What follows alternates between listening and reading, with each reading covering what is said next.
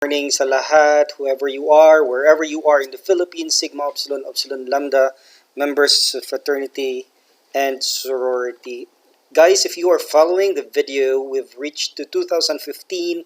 I would like again to remind everyone that the purpose of this video is that for us to understand the present, we have to go back to the past, and we should be able to uh, dig deeper to every tidbits of those information so that we will have a grasp and a common understanding of what's going on in the present. Number two, it will serve as a historical document for present and future generation if they want to go back and refer to any documents recorded in history. This is a document they can go through, asking questions why we are divided to date. So this will be also educational in nature because as we move forward, looking for issues, this will have some tips and understanding sa CBL natin and the decision making of those people. Naayon po ba yun sa constitution and everything? So it's educational in nature. History teaches a lot of lessons though. Number four, recordings of this will be saved in an MP3 format. MP4, you can download it, available online in the Google Drive. Number five, engagement and discussions and clarifications. You are all welcome to post it and ask questions when I post this video online. Number six, we are not coming up with new issues, only what is revealed on the post. So whatever issues, these are issues in the past, we are not coming up with a new one, only what is revealed to us. Number seven, the position of the people in the past about the issue might have shifted or swayed thereafter. So whatever their position before, whether pro or anti sila, this has perhaps changed when the new information came up to them. So makita nyo yung mga post nila doon today might have changed already. Number eight, we make decisions based on the information that we have at that point, and we decided on those information. We don't even know if it is the right one or wrong one, so we only hope that God will forgive us for the wrong ones we have made. So let's go on and bring it for 2015. Ano po yung mga issues that we have? Just a short recap. 2013, napag-usapan po natin the history and SUUL division and timetable.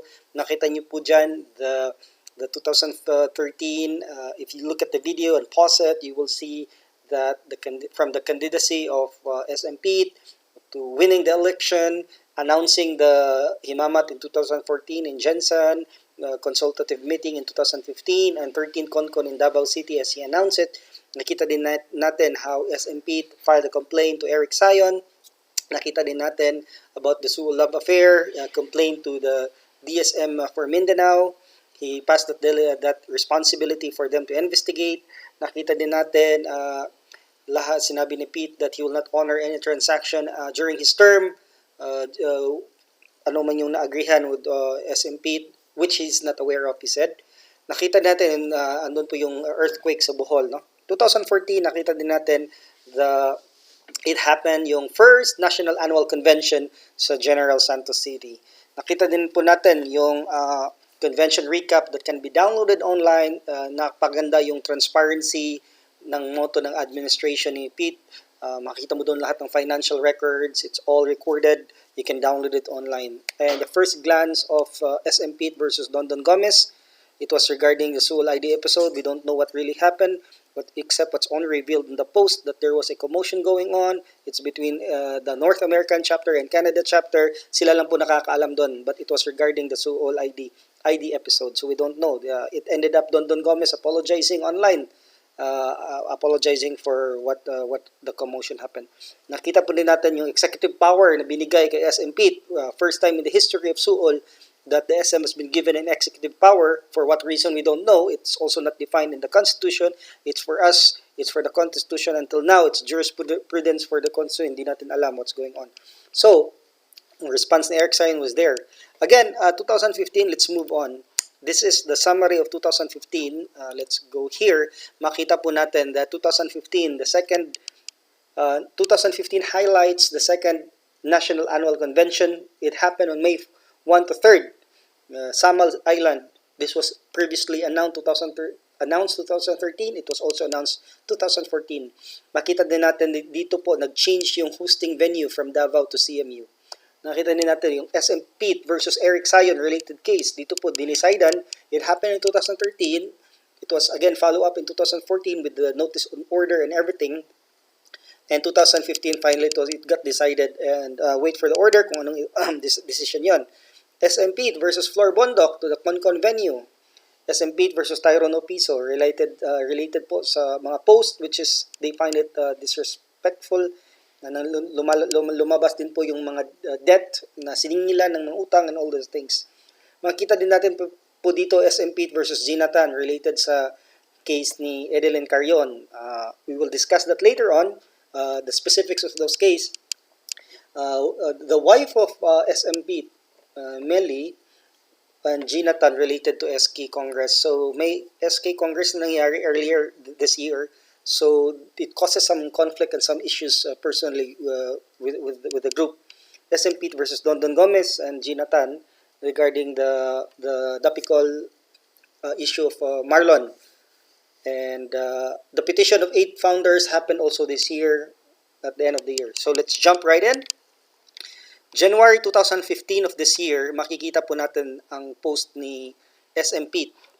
January 1, you can see on the screen recorded a picture of the SK Congress. For the information po ng lahat, the SK Congress, the overall idea, napakaganda. During the administration of Pete Amumunpon, he has this idea na i-gather lahat ng mga Supreme Knight at mga Supreme Ulfan, and they call it SK Congress. So the purpose of SK Congress, I'm not there, I don't know what it is, but in a management level and in a person who's handling an organization is that you want to empower your people.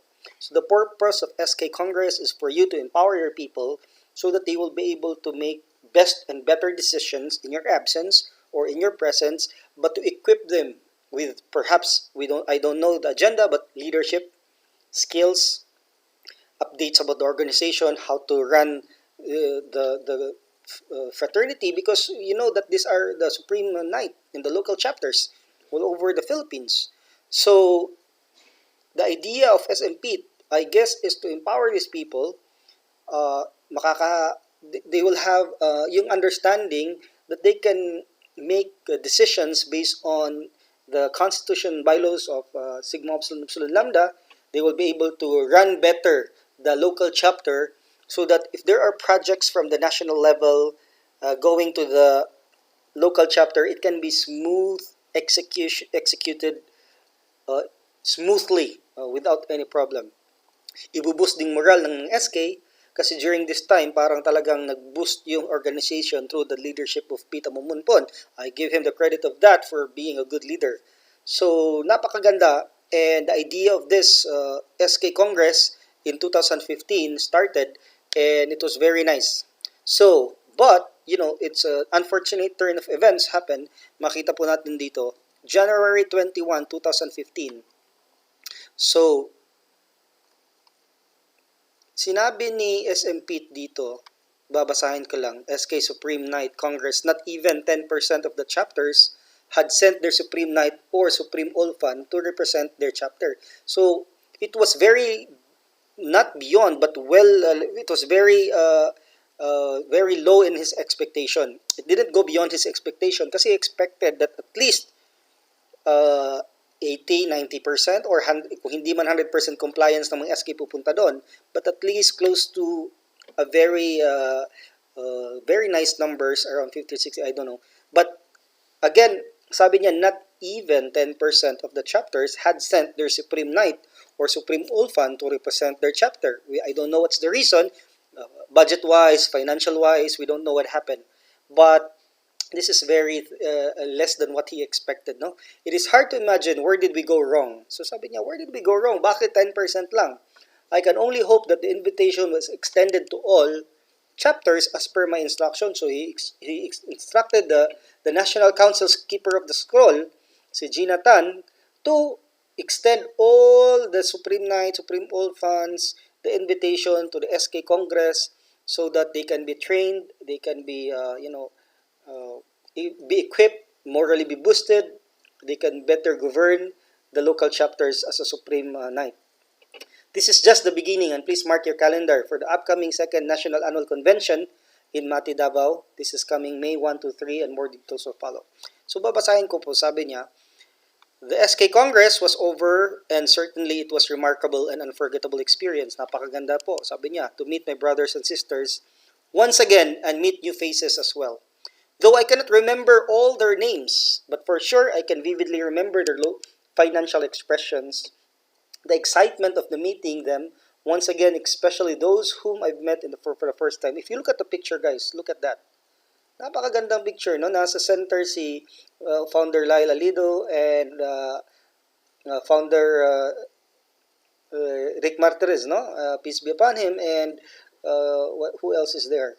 So makita mo, napakaganda yung mga pictures, napakasaya, and if you look at more pictures in the world by the group of Brad Tata, makita mo napakaganda po yung mga question and answer sa picture, makita mo. So sabi niya, I truly commend all the organizers headed by Knight Fernando Bore for all the efforts put forth an initiative to make it happen. In all honesty, my personal experience tells me that there's room for improvement. Of course, the biggest room in the world is always the room for improvement. First of all, the success of any event would largely depend on the attendees. Kaya nga, because it's only 10%, which is way below he expected, no? So, sayang yung time and effort, money, place na nilagay ng isang tao if 10% lang yung nag-attend. Not even 10% of the chapters had sent their Supreme Knight or Supreme Ulfan to represent their chapter. It is hard to imagine, where did we go wrong? Sabi niya, I can only hope that the invitation was extended by the chapter as per my instruction to the National Council, Keeper of the Scrolls, Gina Tan po. Unfortunately, there was another flaw. How I wish I can undo this, but it is what it is. Sabi niya, there was a flaw. The invitation, I think, from the National Council, hindi dumating sa lahat ng SK and SU, Supreme Knights and Supreme Ulfans, no? So, there's always the first time in anything and everything. Lesson learned, we have to move forward, and if there will be ever a second time around, I can assure you, sabi niya, that it will be carefully planned and make sure it is financially sustainable. So, he's saying that again, this is not carefully planned and this is not financially stable, because he said next time it will be carefully planned and this will be financially sustainable. Most importantly, every Supreme Knight or Supreme Ulfan will receive an invitation. So he was saying that, okay, so hindi pala nakatanggap lahat. So now he's saying that most importantly, lahat makakatanggap ng invitation. I will not accept any excuses, sabi niya, sa SMP talking. I will not accept any excuses to get it done. In any rate, I'd like to extend my thanks to those who were present. Yung attendance niyo po, napaka-invaluable sa akin and all these things. So, this has happened sa SK Congress. Now, just January 21. There was a comment na pinalabas ni Gina Tan, makikita niyo po dyan sa picture, that Brad Hill, kanusa nahitabo sa SUUL history, kailan ba nangyari sa SUUL history, na pwede makialam or moapil ang asawa or bana maoy magsigi og panangasaba og magsigig sipat-sipat.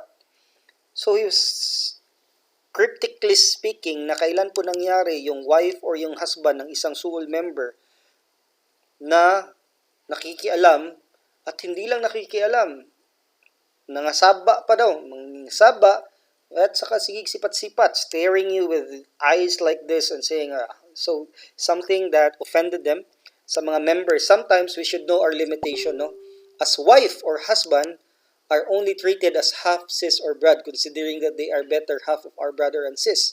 But it did not make them bona fide member of this organization, and there is no exception to that. So this is a message by Gina Tan. We don't know who, but it's very obvious, no, na pinaparinggan niya si wife Melly Amumunpon. So, sige daw pangasaba, sipat-sipat pagmata.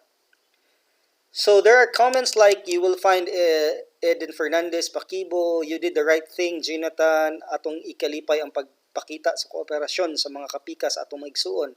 Apan, kung sila manghilabot, if they are entering into our business sa apel-apel, kahilukan sa atong grupo, then tagi katungod wala na sila katong. They don't have the right to enter into a business with us, manghilabot sa pamalakad sa suol, no?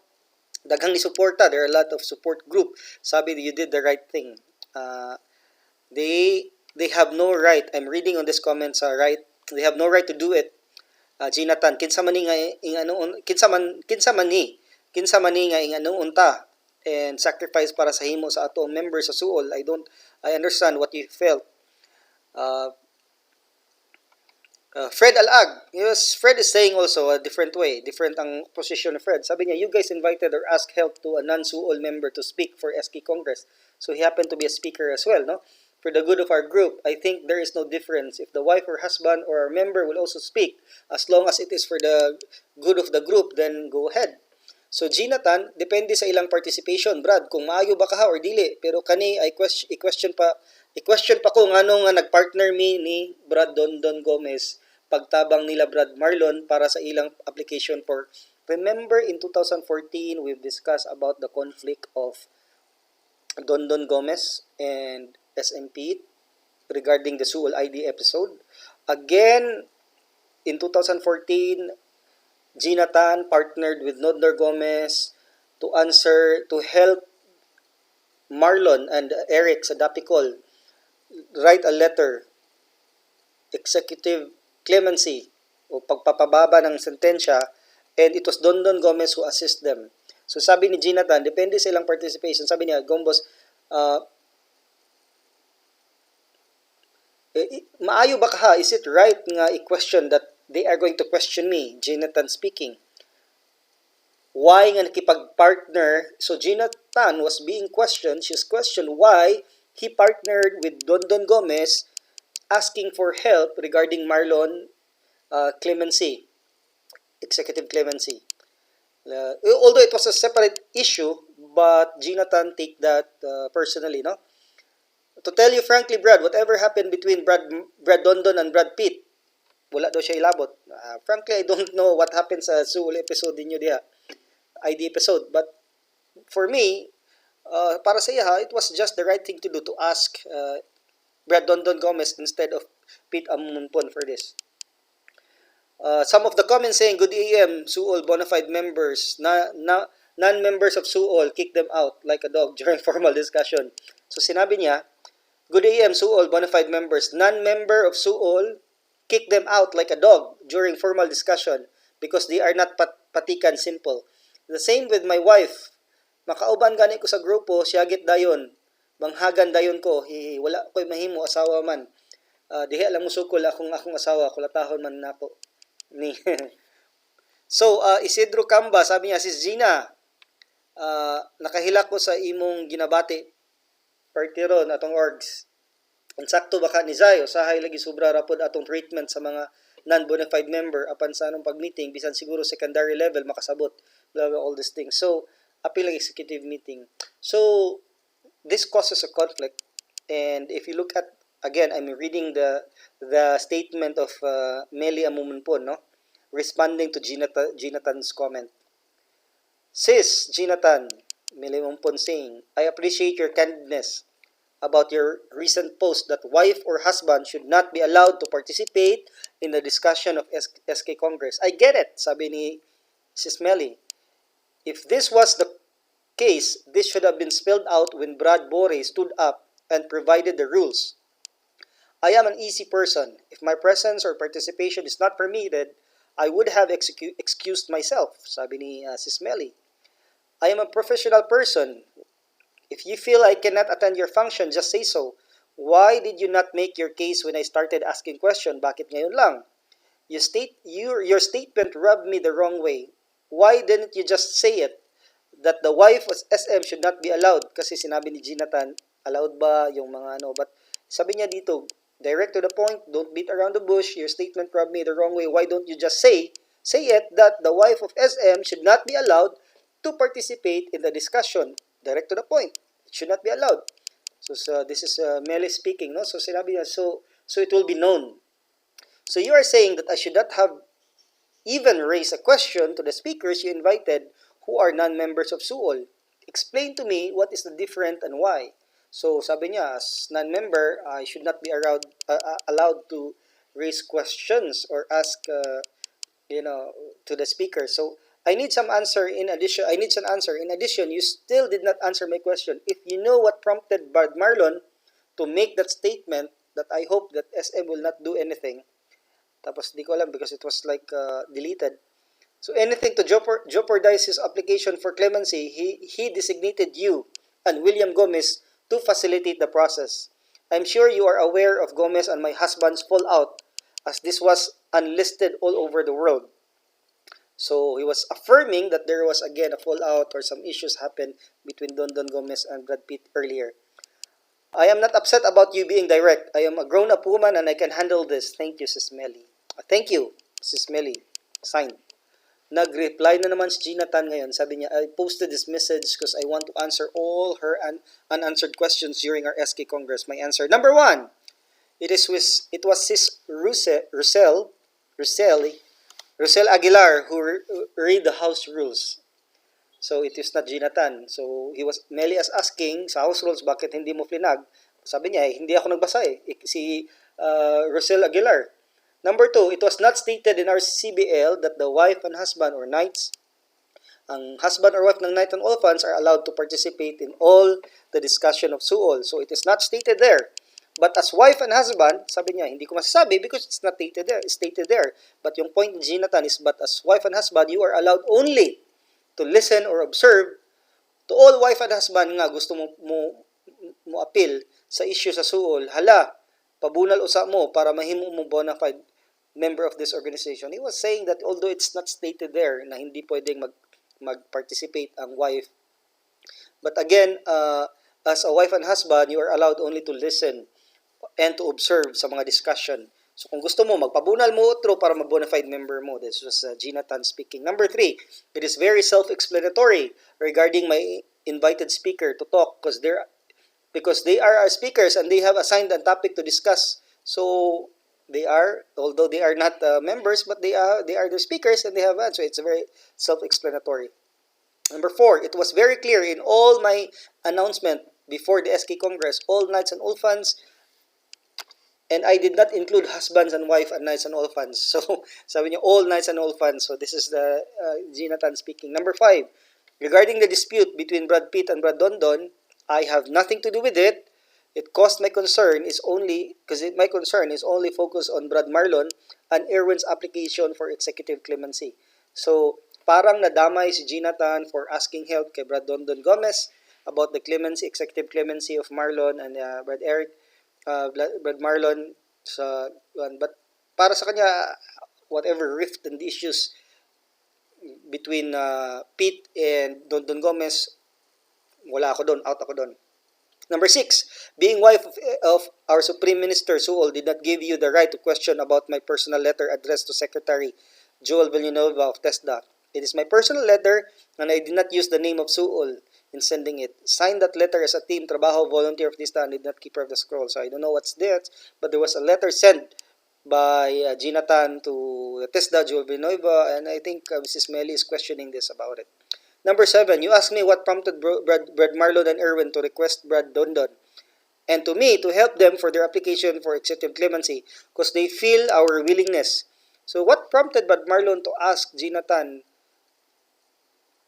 ask help kay Dondon Gomez para sa kanya cause they feel our they feel our willingness to help without asking for reward and action agad ang among gibuhat idumanan sa mga pag-ampo. Para sa kanya, Dondon Gomez, action agad. And willing si Dondon Gomez na mag-help. So parang pinasabihin, pat si Pete, hindi ba willing? So it's an indirectly way of saying, inubanan pa gid sa pag-ampo, including prayers. Ug labaw sa tanan, gusto jud sila mupuyo sa gawas nung like. So this is what happened early in January, episode 1 of 2015. Magpatuloy po tayo sa episode 2. Stay tuned mga ka-brother and sisters and go on.